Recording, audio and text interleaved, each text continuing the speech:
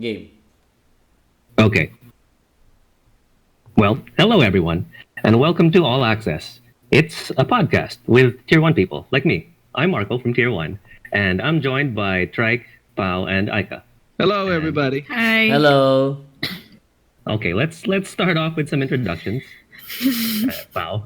Yeah, maybe I can start. So, hello, everybody. I'm Pao. I'm the Chief Gaming Officer of Tier 1, and I am the leader of Blacklist, our esports pro team here at Tier 1. Cool. Is it my turn? Yeah, Okay. it should be. I'm Aika. I am the international business development for Tier 1. And yeah, I'm the only girl on this podcast. Hi to be guys. here. I'm Tryke. I'm the Chief Executive Officer of Tier 1. I was about to Are say you sure? Chief Gaming Officer. I'm the Chief I'm fine with Executive it, as long Officer as of we Tier can 1. trade. As long as we can trade, I'm fine with it. So the reason why I came up with this podcast is because I wanted to, share what we do in Tier 1. And since we're entering Southeast Asia and we want to do more for Southeast Asia, I just wanted to look back on the things that we did and just to reintroduce the company to the region. All right, and that's why for our first episode, we're going to talk about the very nice topic of why did we start Tier 1 and why are we in esports? Ooh. Oh, actually, it's a pretty interesting story. I think I should start. Yes. And you guys are gonna understand why I should start. So I started. It's weird because now it's 2020, and every time I think about me being in esports, it feels like I've started like 5 years ago, but it's much longer than that by this point. So I started in esports. I think eight years ago or something. And at first I started in esports actually with Tryke, and at the time we didn't know each other. Like neither of us knew the other person existed. So I began in esports. At first, I had a day job. I was a reporter for a local newspaper here in the Philippines, and so that was my day job. And at the same time, in the evening, I would volunteer for a lot of esports publications, Gosu Gamers, stuff like that, writing about Dota at the time, Hearthstone when it was coming up. And so I was doing that, and one September, there was an esports event in my city. At the time, I was living in Cebu, and that's when I met Tryke because I was sent by my newspaper to cover it because they were having an Asian championship in the mall, and so I covered it. And then during the tournament itself, there were a lot of other traditional media people there who were kind of lost. Like they didn't understand what was going on. So I ended up sort of covering the event and at the same time guiding other journalists into it. So it so happened that at the same event, they announced that a local broadsheet, Philippine Daily Inquirer, I believe, was also entering esports journalism. So while I was covering the event, after it ended, a few weeks later, like a month later, Try called me up and then said, "Hey, do you want to become the editor-in-chief of Esports by Inquirer?" And that's how I got started. So it was a lot of volunteering before I found like a break by just doing my job essentially. And yeah, I've been here since. I have not left. Congratulations. How are we still here? I'm sorry for your loss. Yeah, that's how. Yeah. I feel like I should piggyback on that one because you said Trike got you into this, but it's like a me seeks box type thing where if he got you into this, you got me into this because after POW started, it's like a year later, it's 2014 now, and ESF is back in Cebu. I was also living in the city at the time, and I just went to the event. Actually, funny story. I was recommended by Pao's significant other, his girlfriend. Oh yeah, because you were working together, right? Yes, we're workmates, and then it's like, oh, my boyfriend's really into video games like you are, and he actually writes about it. I'm like, oh, interesting. I'll check it out. And then we met up, and Pao was like, oh, you know about video games. You know the esports as well. I I'm do also know of the esports. I know of the esports. Right. Yeah. And You are You're one my of us. tribe. Yeah. Yeah, you're my tribe. would you like to write of the esports as well? I'm like, yes, I would. So yeah, it became volunteer work apart from my day job. And I wrote primarily about League of Legends, which was my favorite game at the time. I mean, I guess it still is. It's still the esport I've poured the most hours into I'm sorry for your over my loss. lifetime. I'm sorry for your loss. I don't worry Oh, about it. I gosh. still play Dota. Riot Games, I've been playing if you're listening, I'm Dota. Yeah. I've been playing Dota since 2005. So Yes, I was a Dota convert. right. Like, I guess everyone who played League of Legends in this country was Dota is still the first exposure a lot of people had to MOBAs, and then when League came along, hey, look at that. Was that the first time that you met Pao also? Yes, It was actually. It Yes. was. It was the first time? Yeah. I remember my girlfriend was just saying, "Oh, hey, you're going to cover this event, right?" I mean, yeah. He said, "Oh, remember the guy at work I was telling you about?" I told him to come over because at the time Marco actually lived really near the mall. Like it was like walking distance to the mall. So he just dropped by one afternoon, and then we saw each other. We shook hands. It's like, "Oh, hello, you are of the esports." Ah, Are you the guy? handshake. That was it. Do you want a life of esports? He says, More yes, I do. esports. He said, yes, I do. That's how it started. And then from there, I think we just exchanged numbers and then added each other on Facebook, and then we talked online. Yeah, And and then my fate was sealed. And then his fate was Wow. sealed. Yeah, Wow. it was a devil's contract. And that's funny because I more or less am in the same situation with you guys. Is it also like 1 year later? to rope me into this whole thing. And so there's two beautiful things about this. One, it's that because it was Marco and Pao who got me here. And that started, okay, so a little backstory for me. I've always been into video games growing up, but then it was really in university that I found and fell in love with League of Legends. So, hey, League of Legends again, here we go. And because I liked it, my cousin introduced me to esports, so competitive League of Legends. And, I got super attached to teams like Fnatic and everything. Had a huge crush on Reckless. So that kind of motivated me to be more into esports. And then I started writing about it. And that got me my first job out of college, actually. So I worked in Garena. And we all know That's right. that's how we ended up, sort of meeting each other online. So how it started is that I met Marco because of a podcast. Oh, Here we are. Wow. So we're back to square one. I see.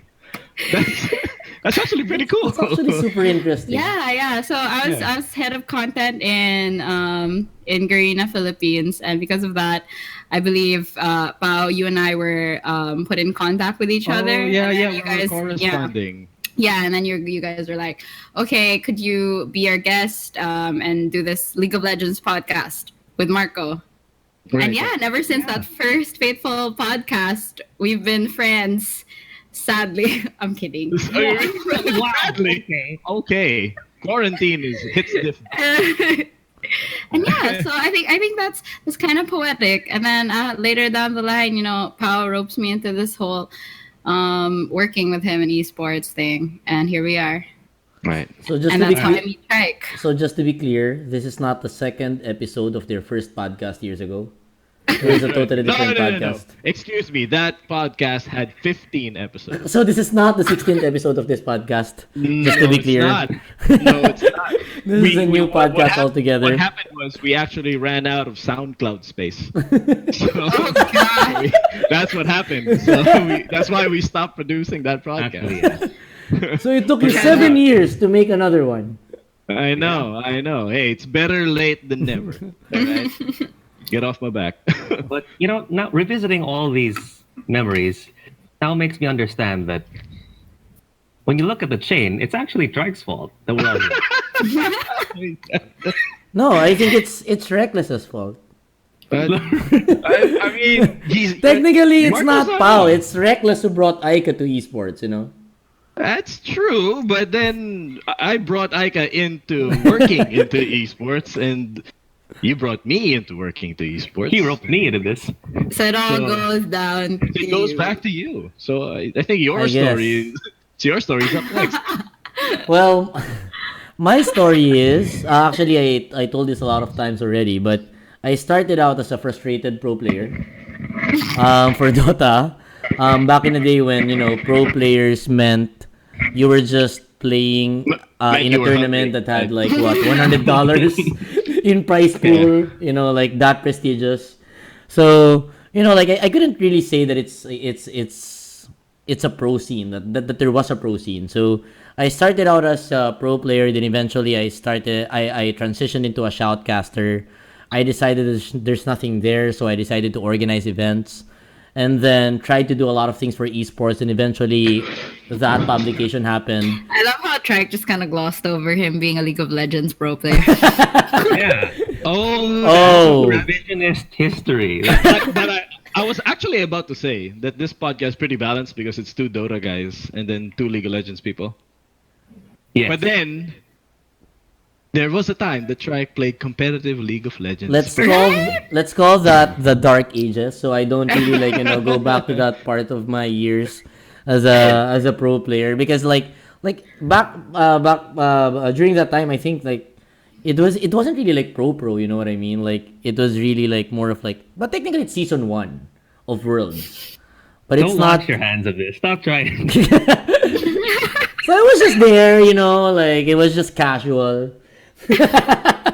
Bro, then it's casual. Wait. I'm just trying to protect myself from, like all the Dota 2 people out there who see me as, like a pure Dota guy. So, Oh no! So, yes, League of Legends was just casual. Well, anyway. You heard it here first. Well, yeah, well, anyway, I brought everyone in, and then, I guess, just going back to 2017, we decided to start Tier 1, and these are the people that I was with since day one, and everything else is history. So, that's it. End of End of the podcast. podcast. All right, bye everybody. Bye. Bye, guys. 12 minutes. Thank you. Oh gosh. So, what's the question again? I think we have another. Why are we? Oh no. Yeah, Why did we start Tier 1? I think that was Yeah. the question Yeah. after. Yeah. I think that's interesting. Yeah. I remember the conversation. So, I think it was around late 2016. 7 p.m. So- I'm kidding. Yes, I actually think it was around that time. Because I remember where I was. I was in Cebu at the time. So around 2016, there were a bunch of tournaments in Manila for Dota. I missed that, so I'm kind of sad just thinking about it. But that was around the summer of a lot of events. So we had ESL One Manila for Dota, and then we had Manila Major, which Tryke and everyone here actually made happen. And it was so stressful that everyone took a 2-month break. Oh God. Everyone took a 2-month break. Right after that, I went back to Cebu because at the time, because I'm originally from Manila, but I lived in Cebu for like 10 years or something. So I would fly in and out of Manila whenever there was an event. So after that, I was actually considering okay, you know what? That was an experience that I am not willing to do again. That So was an experience. Yeah. That was an experience. I think in a future episode of this podcast we can talk about the experiences of that time. But so Yes. everyone took a break. Everybody took a break. I went back to Cebu, and at the time I was getting offers from Sports Illustrated and ESPN. Around this time, I told Tryke I was gonna take a break, so I left. I started looking for other things to do. So I was in Cebu. And then around late that year, Tryke calls me up at around 7 p.m. I was in Cebu walking around, and then he told me, "Hey, Pao, I have an idea for something." I said, "What is it?" What if we made a new something entirely different, something entirely new? So we talked for like an hour and a half on the phone, and essentially his idea was a company that supports esports talents like shoutcasting and pro players. So that was sort of the kernel of the idea. And then I remember at the end of it, he was just asking, Tryke, you were asking me, do you have people in mind that we can support? And I think that was when we started talking about going down the list of, well, who are the people in the Philippines at the time who were doing interesting things with their career as a talent. And about a few more months later, Tryke calls me back up again and says, we're looking for names now. And this is going to be an interesting inside joke for everyone. Names are the biggest time drains of tier 1. Like, it takes us sometimes years to think of a name for a project Yes. Or a Many product. moons. or a product. So we were thinking about a name, and then eventually he told me, okay, we're gonna roll out with this new company. I have Alodia in. I have one of our old associates or colleagues from the old company come in. We're going to form it. We need a name. Eventually, I think Aika came up with tier 1. Was it Aika? Was it Aika or no. Mark? Actually, it no, was it's Tryke. yeah. Tier 1 was my idea. Right, It's actually a concept that I had like in 2013, but the whole idea was like tier 1 esports agency. Right. But we didn't think that it was sexy. So we found like possible other possible options. So like the inside joke, like a lot of reiterations, probably like hundreds or thousands. I don't even remember now. Yeah, but like since we were like kind of like it's kind of like inspired by K-pop, so I could just like send out options, and then there was tier 1 entertainment, like adding entertainment to the tier 1 idea. Tier 1 sounds kind of good, but something's missing. Right. It was that, if Mark Zuckerberg dropped the from the Facebook to make it just Facebook, we added a word. And then that made it sexy. So that was my story of how I got into tier 1. So I guess just to end mine, my reason for joining, because at the time I was pretty much writing all the time, but the main thing that I wrote about in esports was actually esports business issues, because I was a business reporter and a political reporter for the newspaper. So a big part of the stories are, obviously I wrote about Dota and all of that stuff, but the stories that I really enjoyed when I was an esports reporter were the business ones. So I wanted to sort of be part or start a company that would try to fix some of the issues that I saw when I was a reporter. So that was my reason why I went on board. What were the So, yeah. specific problems and issues? I want to know. I think at the time there was a lot of problems with, because I'm a big advocate of supporting player rights and player conditions. Yeah, I remember So- you telling me that you should write about people who are underpaid as pro players, but I felt Exactly, like yeah. like we couldn't really share this information right now because it's gonna Yeah. look bad for the industry. I remember Yeah, that conversation with you. It was a lot of that when I was a reporter, because at the time, I think we can share it now. It's been a Yeah. lot of years, and it's a lot of people have known. For the Philippines, the minimum wage is like something like $200 to $300 USD. Not even. Per I month. think $100. Yeah, no. I think at the time it was at least like $150 or something like Yeah, that. 150 probably. Right? Depending on the city. And pro players were paid like less than. And there were a lot of organizations at the time that were kind of predatory, where they would say, "Hey, you guys are really good. We'll make you our team. We're gonna pay you this much," but not tell them that whenever they practice and use the PCs that they used to It's cut practice, out from their compensation. they cut out from it, or they didn't even tell them the prize pool splits. So sometimes a player would, they'd have a picture in the paper where they're lifting a check that says 100,000. They want 100,000, and they're actually going to see like 10,000 of that. So there are a lot of issues like that. Obviously, contract issues, a lot of visa issues that I've been personally involved in. Actually, CLG had a Filipino player called X Smithy a long time ago, and we I were remember involved this with it. one.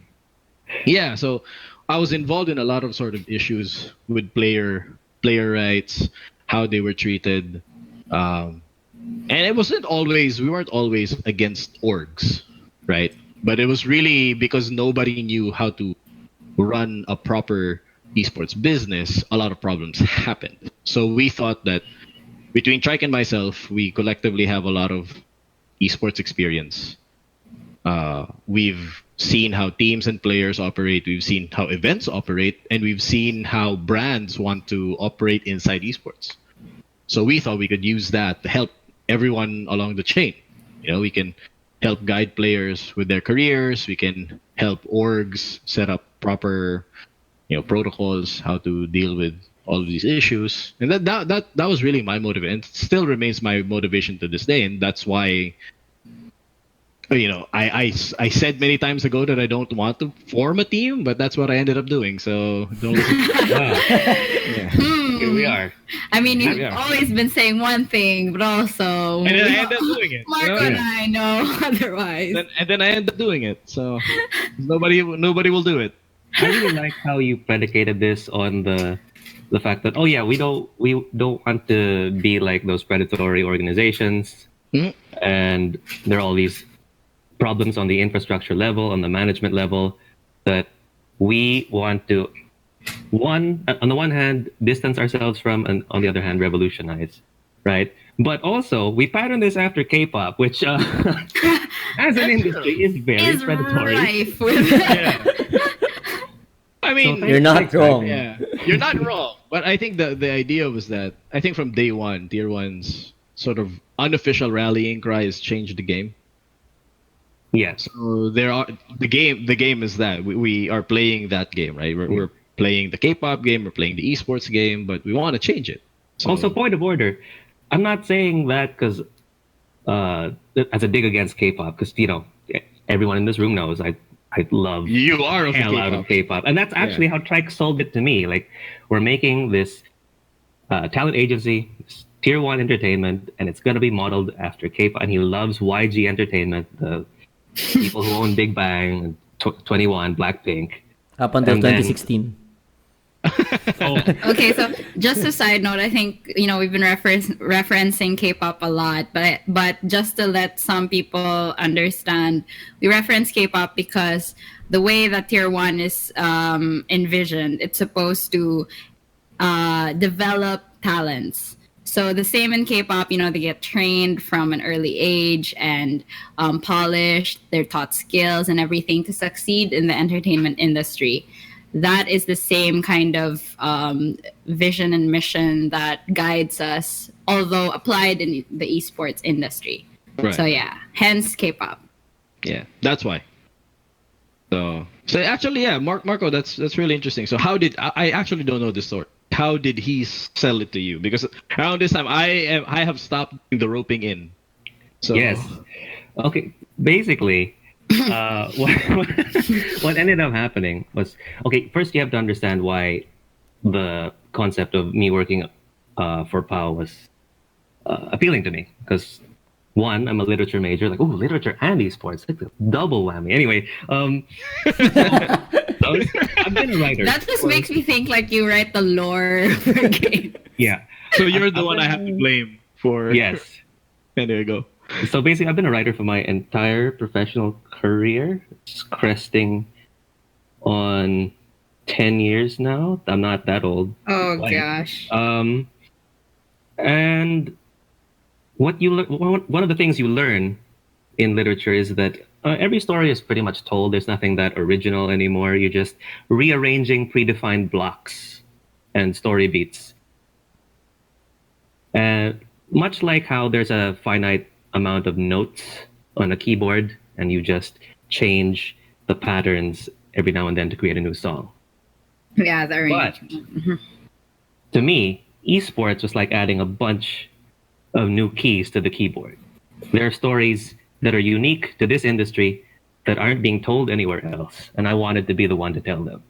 Whether it was players, just the orgs, but Tier 1 provided an even newer perspective where it was training shoutcasters, training players, not just to be good at what they regularly did, but to be more well-rounded performers, athletes. And that was, to me, so new that I couldn't say no. And this was around 2016 too, right? Yes. Because I think it was like sort of the Avengers initiative where Trike was like Nick Fury just going around. Trying to convince people. Yeah, there was an idea. We wanted to form a team. It was a very big Yeah. son of a bitch. I'm in. It was a heist movie. Yeah. For me, it's a little different from that. Not so much like the fact that it was new, but because you guys know this, but I was a shoutcaster in League of Legends in the Philippines for a little while.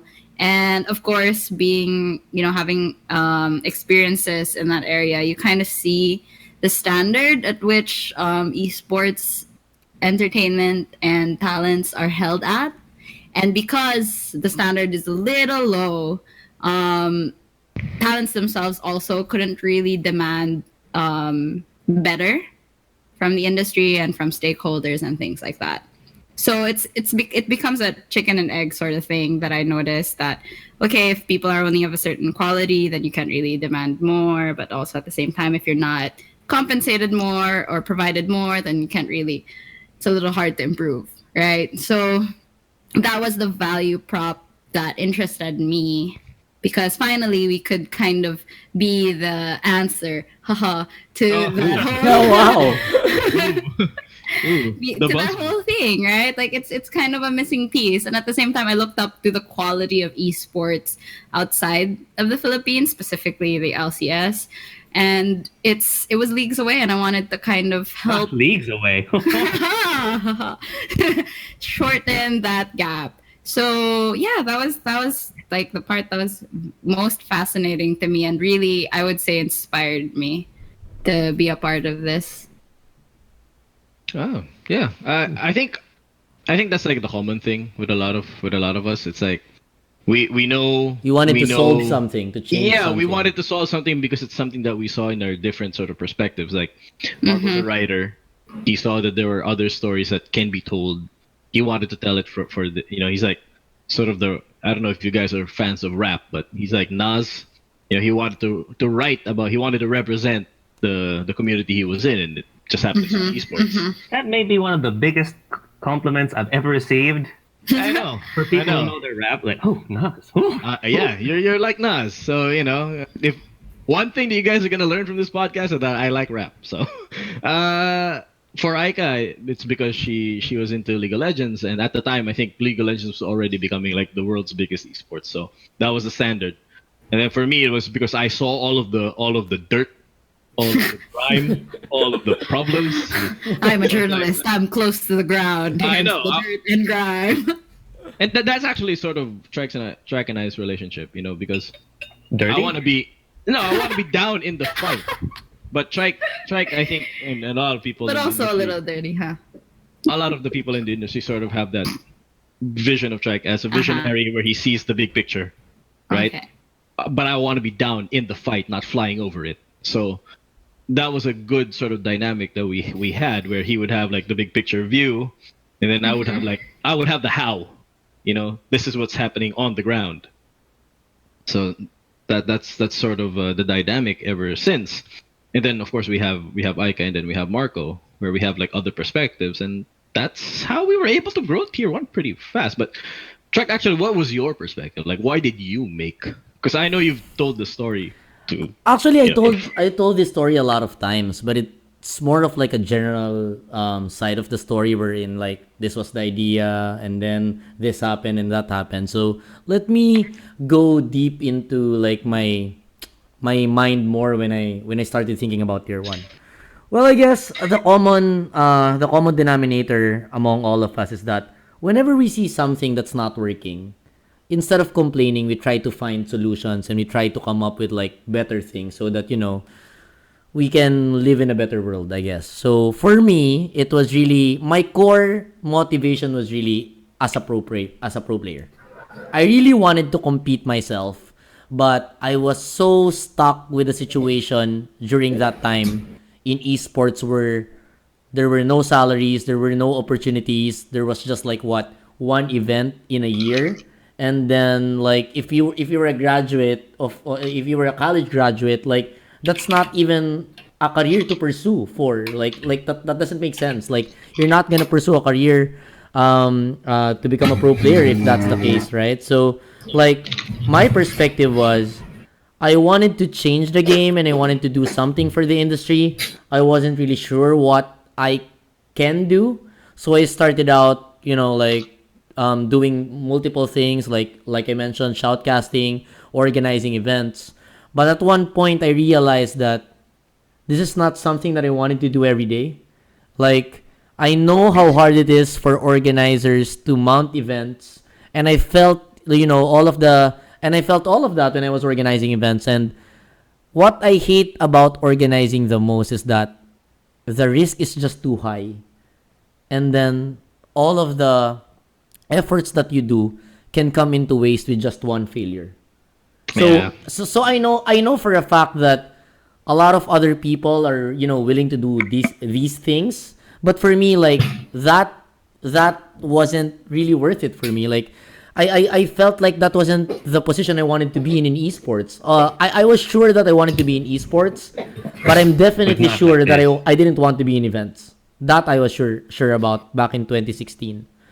So because of that, I kind of like looked around and thought to myself, how can I really help esports? How can I continue to be in esports while trying to create more opportunities for esports? And then I remember talking to Alodia, and we've always talked about building a business together, but we never really found an overlap between what I did and what she did up until the idea of a talent management, where she's one of the like best talents out there, and then I know how the back end works, and maybe there's something there. And then since I love K-pop, I kind of like thought of like, what if we come up with like a K-pop agency that's similar to YG in esports? And then from there, the idea materialized. I came up with the idea, the business model, and everything else. And then the next question was, who do I have to, like find in order to make this happen? And then that's why all of your stories, like that's like the story after my thought really like finally materializing into what Tier 1 entertainment is now. So like I'm gonna be honest here, and like the initial idea of Tier 1 when I first thought about it, from what it was when it was launched to what it is now, is totally different. And Oh, yeah. I'm sure like a lot of companies, especially startups, is kind of that way. Things change, concepts change, and a lot of other things change. And I think and what we're like whatever changes that we've done before, I think it's always for the like for the betterment of the company. So yeah, I mean, I'm happy where we're at right now, and that's my story. I think the Wow. interesting part too is like there's a lot of changes. I think the closest that we're probably the closest version that we have to the original idea was like a mix between a school and an agency, because that was originally the idea. But then once we entered, Yeah. you kind of see, because it's one thing to observe from the outside, right? That's one of the biggest lessons, I think, with any business or with anything that you sort of undertake. Like you can look at it from outside and say, hey, I can do better. But then the moment you start doing it, you sort of realize, oh, that's why it was hard to do it this way. Because it's easy to think, oh, they should just do this. Oh, they should just do that. But you're kind of blind to some of the realities of what's going on inside that makes it hard to do those things. And so we had to learn very, very, very quickly. Yeah, Um, I think I want to point out one of the biggest differences when we first launched Tier 1 was we never had plans to have our own Oh, team. I thought you were gonna say we never had chairs. That's a different story that I love. Well, I love that story. That's one You whole never had- episode. Okay. I think That's if we're one- gonna talk about chairs, that's one whole episode. Yeah, chair one. Chair God. one. Tier 1 entertainment. Chair one. Right. But like in Anyway, 2017, like I remember, like I raised an idea of like putting up a team, and Pao was like, "No, we shouldn't put up a team because Yeah. we should be agents to players and just send them off to teams. Like it will magically happen." And like it was just like on an idea level, it made sense.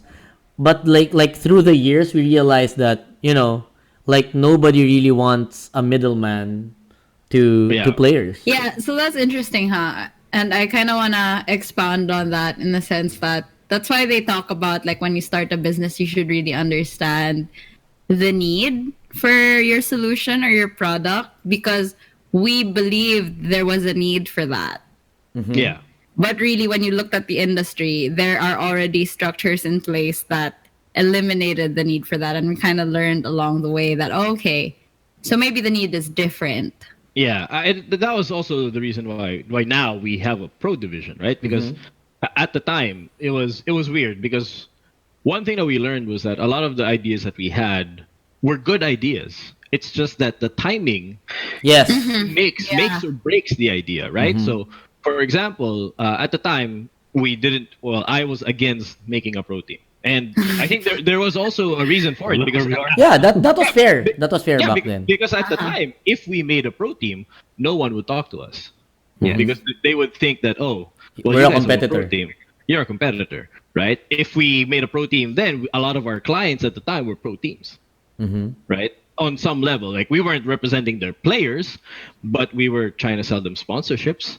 We were helping them with that. So if we had a pro team, then we wouldn't, a big part of our business wouldn't exist now. But as the context changes year to year and sometimes month to month, as Yeah. is the example right now, where And we're sometimes opportunities open up. Yeah, And so- yeah. And I think a big part of how we've done tier one so far is that we've been equal parts reactive and active. So if something the context changes, we're quick to pivot. We're quick to sort of change up the game plan little by little increments until we're placed in a good position. And just for a little side story, I think we can have like a different episode for this, like even for Blacklist.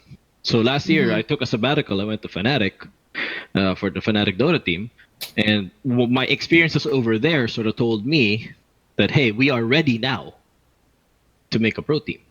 We're ready now to sort of have that and explore that as an opportunity. And we didn't even say that we were going to do it immediately. Like when I remember I came back to the Philippines, Tryke and I were talking about it for a while. It wasn't like, okay, you're back, let's make it. It wasn't. We were actively talking about, okay, what's going on right now? We've learned more. This is how this part of the business works. How does that fit in with this? And it was eventually we realized, okay, we can make it. And I think that goes for like every single. Yeah, there's a lot of decisions that are actually like that, but I think just point of order.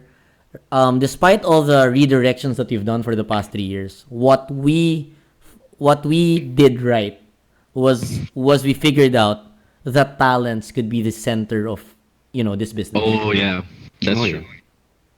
Yeah, and I guess that's where timing comes in, huh? Because I guess just to, take some people down memory lane, 2016 was around the time when the streaming industry was just starting to take root or sprout in Southeast Asia. Like it's already been pretty established in the West, but really streaming was a fairly young and new idea for our market and our surrounding markets. And when you kind of started, or when we started feeling the wave of that, that's when it was like, okay, this seems like the time, and we're starting this, and this is also happening in the industry. Right. I think that was really perfect timing. That was really Right? like if we set up tier 1 in 2016 or 2018, things could have been really different. Yeah. I think it would be. Yeah, definitely. I would even say it would have been too late. Probably so. It's just 1 year, but I think I agree. Like it would have been too late because in 2017, like I remember a lot of streaming platforms came into the scene, and then from there, that's when we found talents, and that's when we found opportunities for streamers, and then that's the time that we acquired a lot of talents also. So yeah, I mean it all makes sense right now when when we try to look back at the things that we've done in the past, and like what I mentioned, what we figured out right is that we made talents as a center of our ecosystem. We made it a point to make sure that each talent that we get is supported and provided the resources that they need in order for them to get opportunities, and in return that turns into opportunities for our company. And that has been the story of Tier 1 since day one, I believe. Like, it started with Alodia and then eventually Bianca and then all the other talents, and then that became like a chain effect. Like, Yeah. there's just so much opportunities coming in just because the talents who are out there are popular and they're all signed under this umbrella, who now is Tier 1 Entertainment. And I think an interesting point too is like when you get down to the specifics, like what you and Aika said, right? Back in 2017, the main bulk of our talents were shoutcasters. And the reason for that was because at the time, like Aika said, streaming Studios were the thing. Studios were the thing studios were the in thing. 2017. Streamers weren't really what people followed, right? They would Yeah. follow tournament coverage, and then they would follow the personalities that were doing the coverage. So that's Yeah, why yeah. a big part of our business was, and that's why, like, We have while running the Couch, com- Jazz, yeah. Rain. while running the company, Tryke and I would cast too. That was because that was That was the thing to do.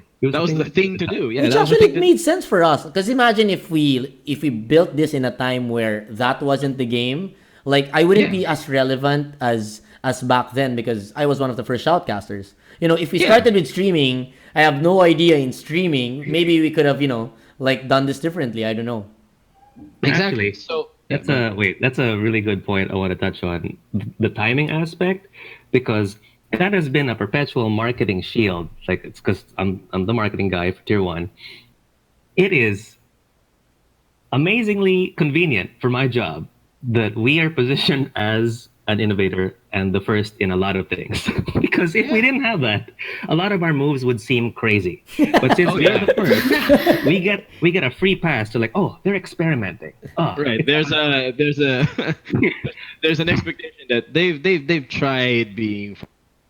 But you know Let's what? see I where it don't goes. even think it's that. I feel like for a lot of people who see the things that we do, they don't perceive it really as experimenting. They're really like, They feel that it's Why an has this actual not been developed a product thing? already. yeah, it's like, wow, this is a thing, and why has it not been a thing much earlier? That's true. That's true. It's one of those light bulb moments.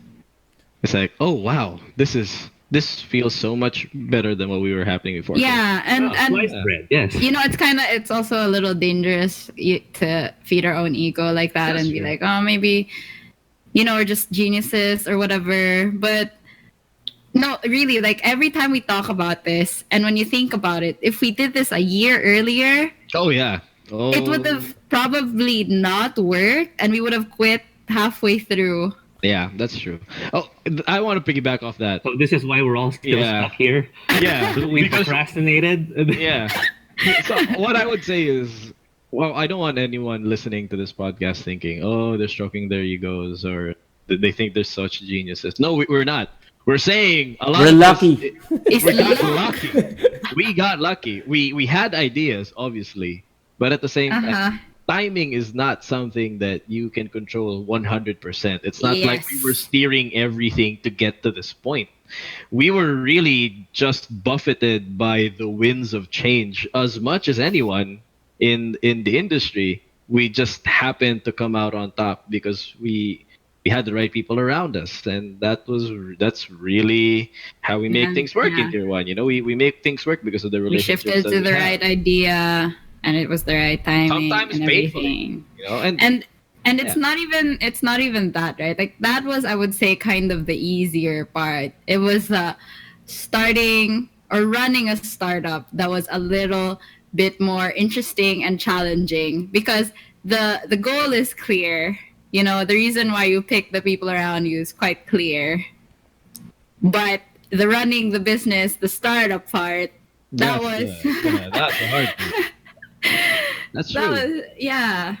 So it's easy to get the wrong idea that you're just celebrating the wins. No, we're saying these things because there was Yeah, so a lot. beginning with that is like, so after Tryke sold us on the idea, the next thing we had to do was build a how? pitch deck for Yeah. investors.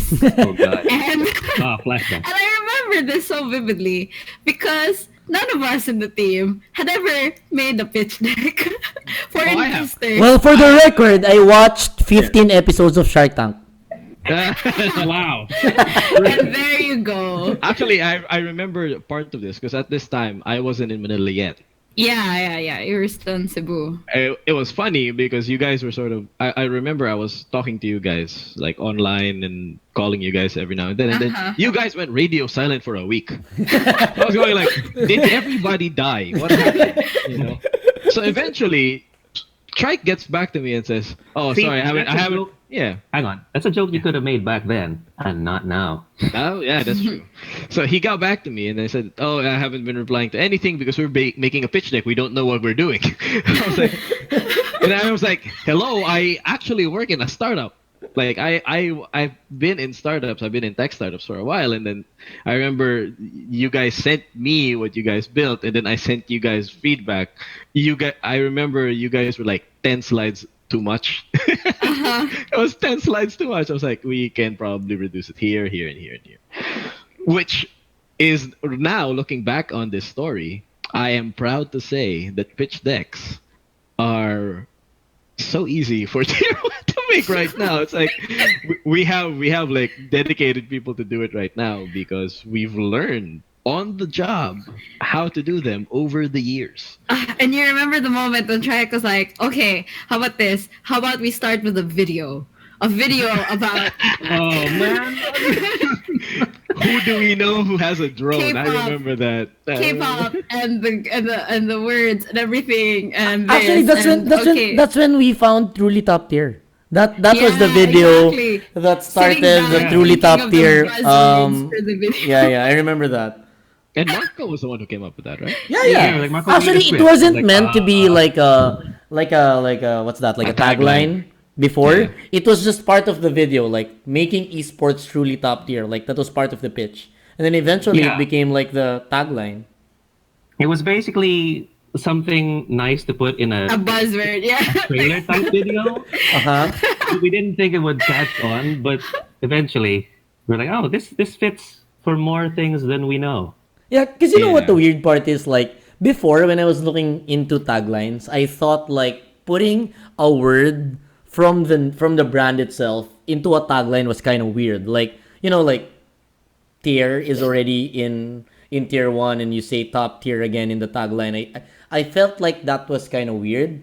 But then we made Get Amplified, and then we made, like Truly Top Tier, and it made sense. It was sexy. I don't know, like it worked. Oh, but for our listeners, just note that that's not a general rule for everything. Like the one for Blacklist that we made did not have black or list in it. We Yeah. tried though. We tried Can't get though. out of 'em. If I said get blacklisted, I would get blacklisted from most places. So But Marco, we tried a lot of like, We did. I remember we tried a long list of like words with list and Yes. black on it. That's not. Oh, yeah. That's not to say we didn't try, but at least it's not the final product. Well, So again- we had to again, break the this- code. Yep. Again, in this podcast, I think what I want people to sort of take away is that while we sort of obviously it's part of marketing, right? That we show what we're doing and we show how successful we are, and a big part of that success is really trial and error. Yes. A lot of error. A lot of errors. Lots of error. A lot of A errors. lot of error. A lot of sleepless nights. A lot of brainstorming, A lot of- arguing. I actually have a story on that. So there was a time. Don't you have plenty of stories? Oh, we do. Oh boy. Oh boy. So this story time. Story time. There was a time when this was actually when I took my sabbatical. So this was my first LAN with Fnatic. So I flew back into Manila and it was 11 p.m. And I didn't want to go home to my house because my house, for some reason, I have a key to my house, but I don't have a key. One would expect To the to gate. have a key to their house. Yeah. I have a key to my house, but not a key to my gate. So when it's locked and I can't wake anyone up, it's done. So I messaged Tryke and I said, hey, can I go to the company house? Right. I don't know if I can say where it is, but it's San Juan. There you go. In San Juan. So he says, okay. So I dropped by. I arrived at like 12, and then Tryke was awake. And so we get down. Marco was there. We sit down and said, "Oh, I'm so tired. Anybody want to grab food?" We grab food, and we end up talking from around like 11 p.m. to like Like 11 to like 9 a.m. the next day. God. Just talking about the company, like many different facets, a lot of the decisions that we're making. So, the point of the story is that a lot of the stuff that we've sort of made really just comes down to us Discussions. discussing for hours. Like Yeah. every it really little comes down to sleep every deprivation is what. yeah. So yeah, that's exactly the term. A lot of Sometimes sober. sleep deprivation is the secret sauce of Tier 1. So that I don't want people to like think that, oh, they make it look so easy. No, it's not. It is not easy. It is definitely not easy. We've had a lot of disagreements on the smallest details. Yeah. The smallest Oh details. yes. Oh yes. Oh yes. See? Again, that goes back to like the Even side- back when we had to come up with our mission and vision, right? Oh, Because every God. company has to come up with that. Even schools have a mission and vision, and then that whole, I don't know, several sessions we had just to come up with a mission and vision was like, it took us 2 months, I think. Like I mentioned earlier in our group chat, right? It took us 2 years to come up with the term, the 1% for our group. Like 2 years. 2 years. 2 years. The 1% was a placeholder, I think. Because I remember like the suggestions before were like elite or like I forgot like the bad options before. Like we had we had a long list, but I don't remember each of them. But I believe like one of the ideas was like team elite, something like that. Do you remember the list, Marco? I don't. I'll see if I have it. I'll try to look for it. Yeah. But yes, Yeah, a lot but of them there's so were much, yeah. really weird. Yeah, A lot of them were weird, and a lot of them were because it just sounded generic esportsy. yeah. Like calling someone team elite is like that's like a Halo clan, you know. Yes. And usually, probably- like Marco's style is like whenever someone comes up with something, he usually searches the word on Twitter. Oh no, that's taken. Like usually that's like how it Yeah. goes, and then after that we kind of like feel if it's good sounding or not. But like I guess the takeaway in all of this is that timing is really everything when it comes Yes. to everything. Yeah. And when you want to talk about timing, it's really when do you decide on launching something and when do you decide to not do something. And I think that's very, very important. And that's why talking for hours is very important, because you could have just done it and maybe put it out in the world, and people will see how you failed from it, or maybe just have like 2 and 3 hour more out of your conversations and Yeah. dissect the ideas and see what are the positives and the negatives out of that idea, and then you get to like preserve yourself from the shame. Yeah. Yeah, and that's the interesting thing, huh? Because like you can't get to the right answer in a single sitting of hours of talking. Sometimes it's healthier to put it aside, end the day, Walk away. walk from it. away, get Table back to it a few days later, and see if it still sounds like a good idea. And I think there's wisdom in understanding that it's also a balance. Like I don't want people listening to this and saying, "Oh, before we do anything, we got to sit down. We got to think about every like that can work too."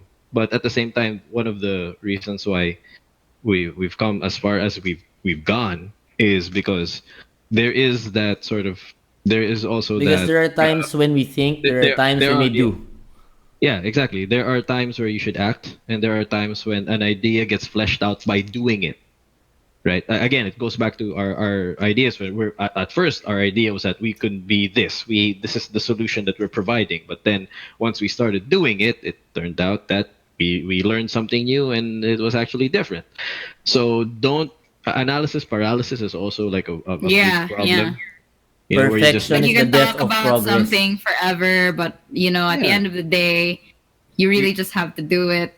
You know, Yeah. and just to bring it back to our gaming roots, right? You can create so many strategies, but sometimes Rush B is the best, the best Oh strategy, gosh. right? I just came from a CS:GO game, so Yeah, ah, right. okay. You can be the smartest person thinking about that meme where it's from the Hangover where they're like calculating everything, and then someone Rush B's you and you're dead. So Yeah. sometimes a mix of both is what Yeah. creates great There's things. perfect, and then there's something that exists, something that's Yeah. finished.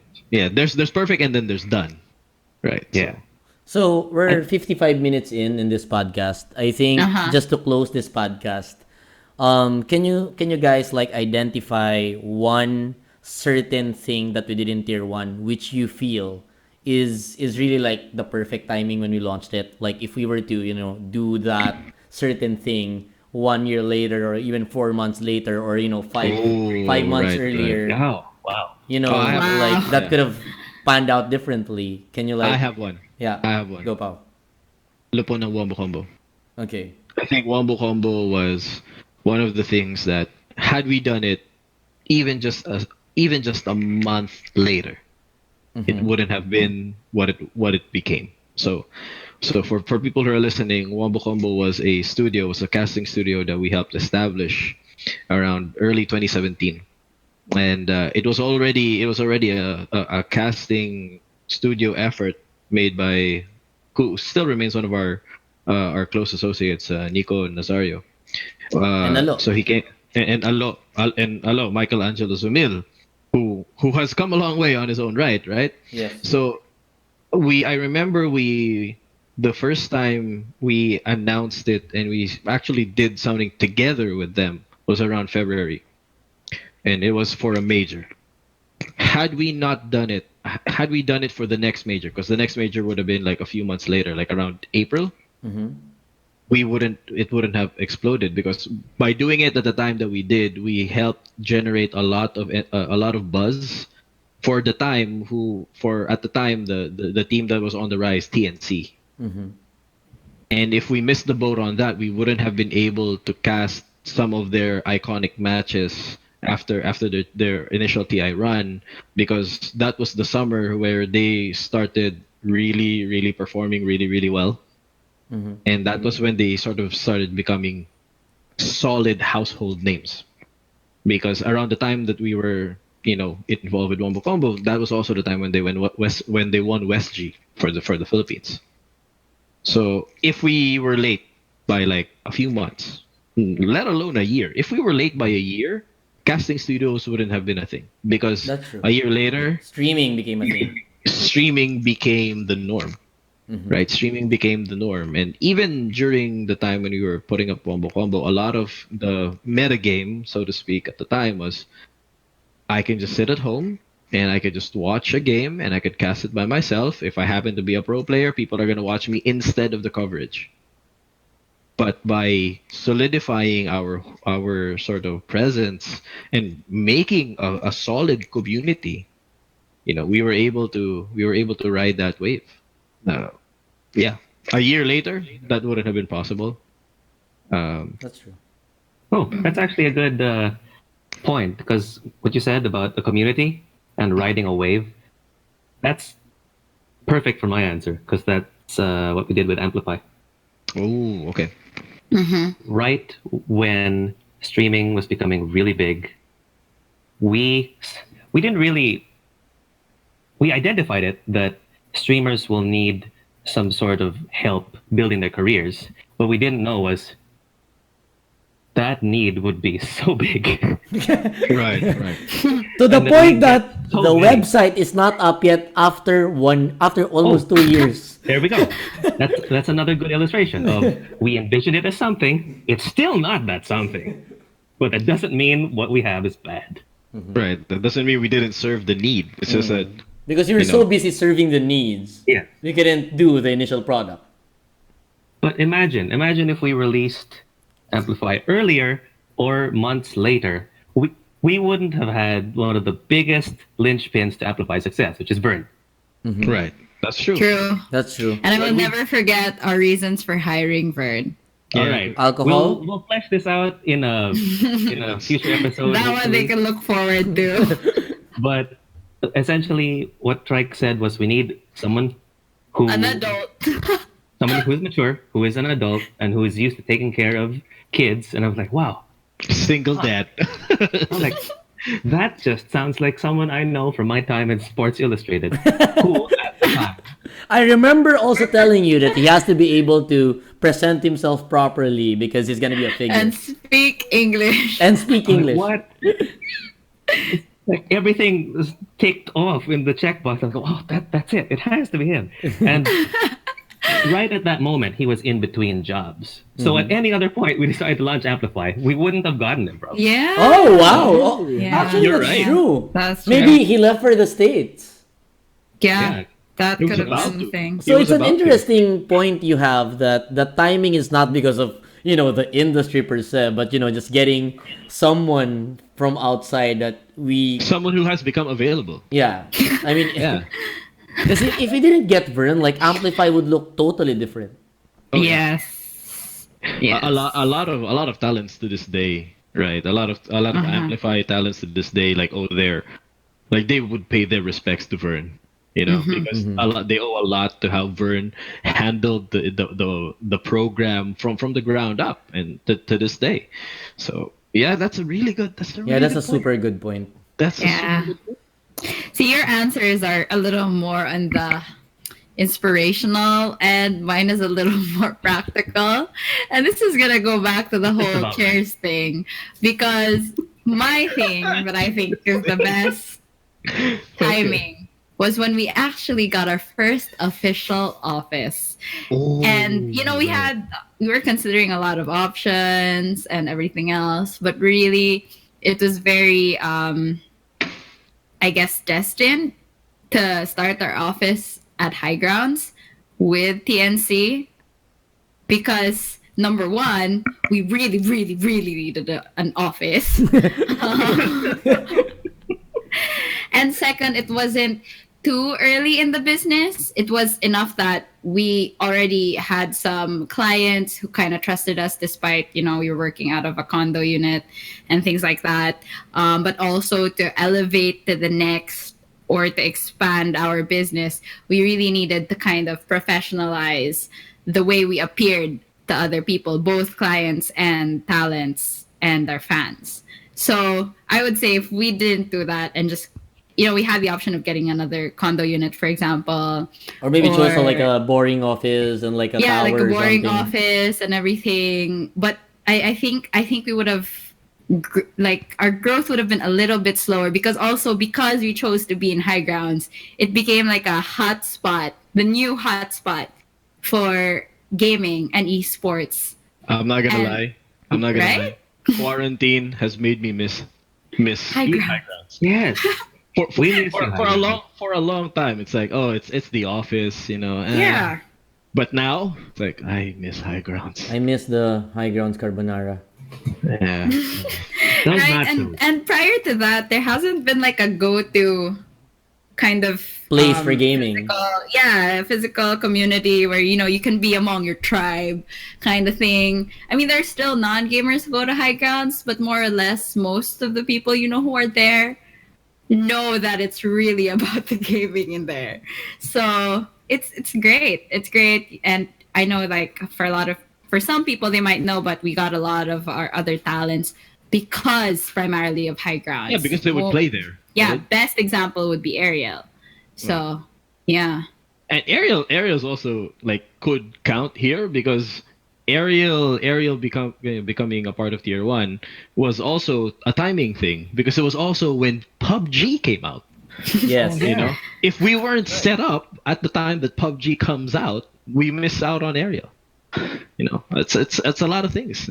I kind of want to put a little context though. So I don't know if Tryke has said this in his other stuff before, but what Aika is saying is for a long time we did operate out of one condo unit.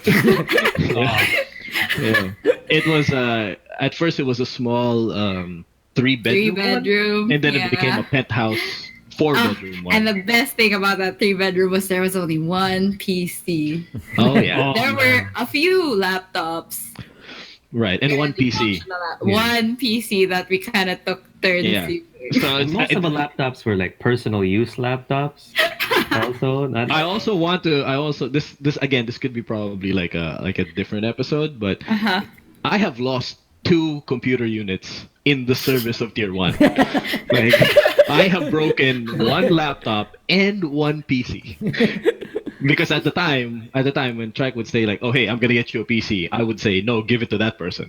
I would get you this PC. No, give it to that person. Oh. No, I would use my personal shit. I have broken 2 of them.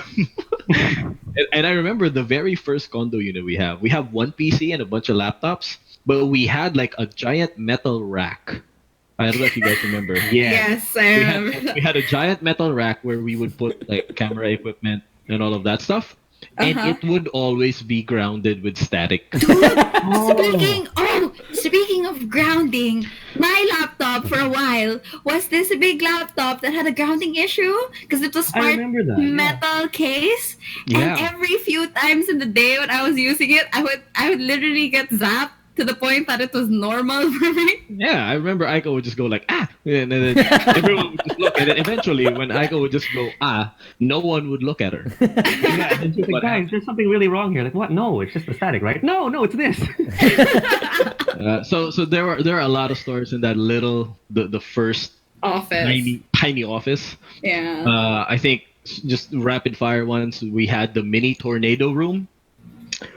There was a room in that office where when you opened the door, it felt like it was a tornado, and then if you let go of the door, it would close. Oh, yeah. That was your room, the one with the one without an aircon. So there was like air vacuum. Yeah. So eventually we moved to a bigger unit. It was penthouse 1, which I think if people follow tier 1, they would know it from Chongdo. Kong's video. Yeah, the Chongdo. Before the Chongdo was a Chongdo, it was tier 1's office. It was pre high grounds office. Imagine Yeah. that was tier Tier 1's one office, then eventually Wombo Combo's studio, then eventually Studio. Chongdo. Yeah. We think we've been through a lot. That unit's been through a lot. Oh, that unit deserves a medal That unit is- or a bullet. It's So- squarely in the esports history of the Philippines. That esports and P1 vlogging history. Entertainment. Yeah, that condo unit can retire. It can retire. Seen something. It has served its country.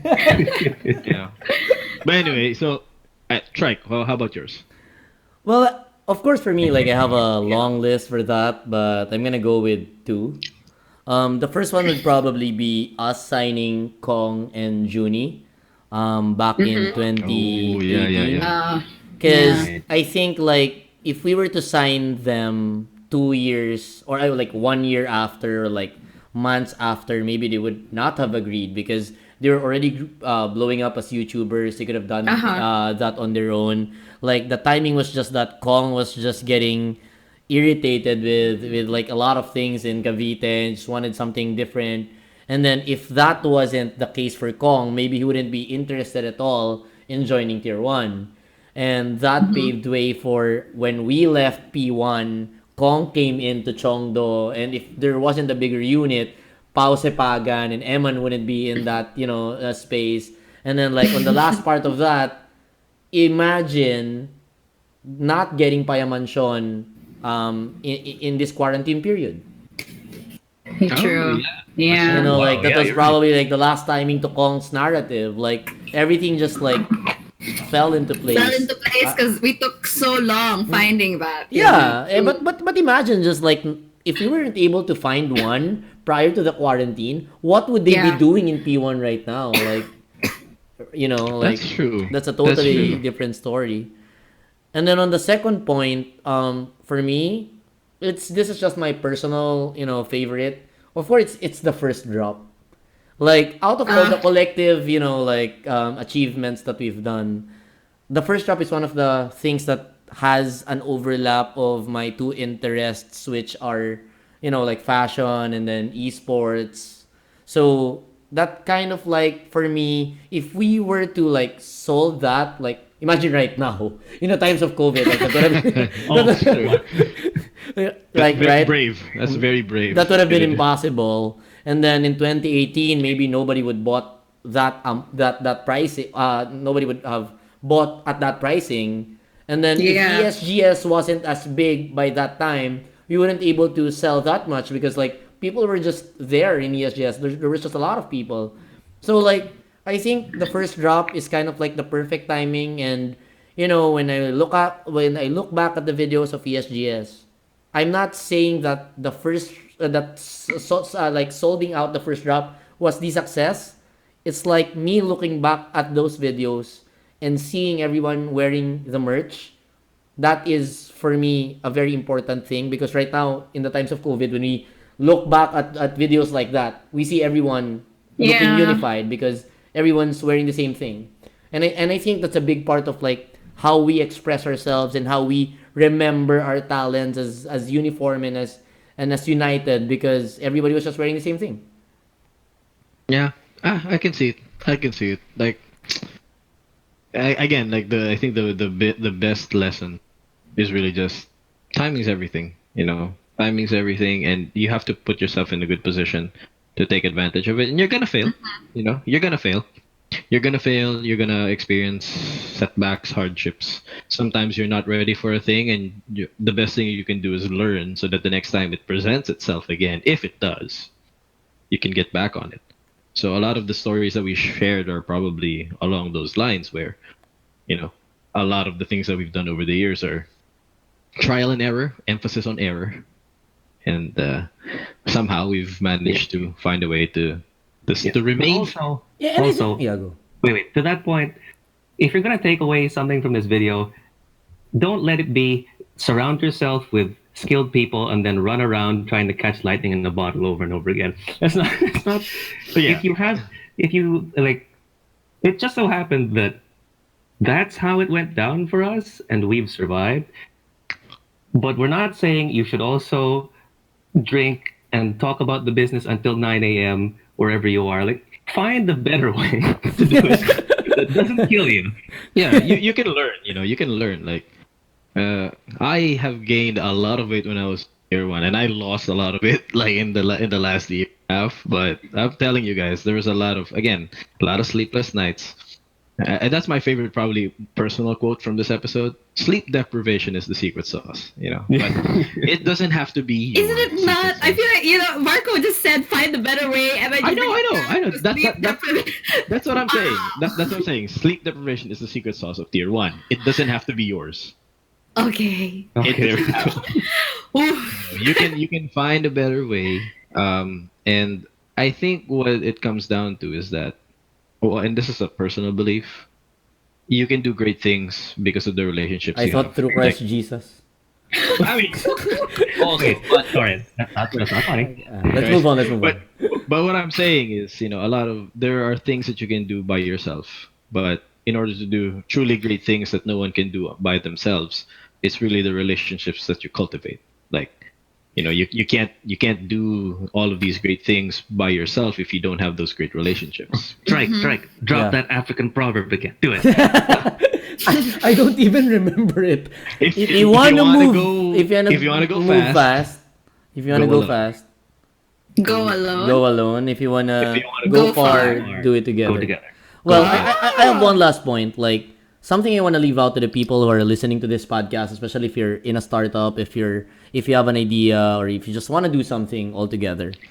You've listened to the past 3 years of our esports careers, but like what what we mentioned on the intro, like we haven't had 3 years in our belt. Like we've had more of that. So outside of like the Yeah. 3 years that we mentioned, there were a lot of failures.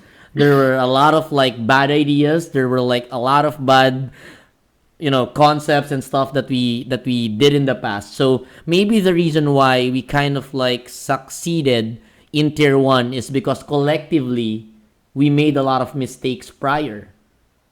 So those are things that we didn't talk about in this podcast, but like those were years of experience and failures. And if there's one thing that I want you to remember, never ever forget your failures. Like never run away from your failures, because your failure is the next step to your next success story. like always like really deep dive into your failures, like feel the pain, like just go deep dive into it. Because if you don't this is really delving like, into emo territory real quick. no, because if you don't absorb that pain, and sometimes you just say, I don't know, it's okay, I'm gonna move on and stuff. You don't learn. You don't learn. Okay, yes. Internalize your mistakes. Yes. Yeah, so I guess that's it for me, like as part of my last they words. can look forward to the future episodes to learn more about those failures. Okay, so see It'll you. definitely not take 7 years to have an episode. That's what I was about to say. So yeah, so the next episode is probably happening in a few days. So thank you very much for listening, guys. And Thank you know, you. we just wanted to Bye-bye. share the tier 1 story, and this is just the first episode. If you want to listen to more of this, and if you want us to discuss something, just comment it down below. And that's just me, the YouTuber, talking. Yeah. Bye-bye. Bye-bye. Wait. What happens if you reach the end of this podcast? Okay. If you reach at the end of this Trademark. podcast, type God. type what? Sleepless. Sleepless. But also, Alright. I know Tryke is the YouTuber here, but everyone else, I guess I have my social channels, which I can comment later on. But yeah, We'll just put it in the description. great. All right. Bye-bye, guys. Bye. Bye.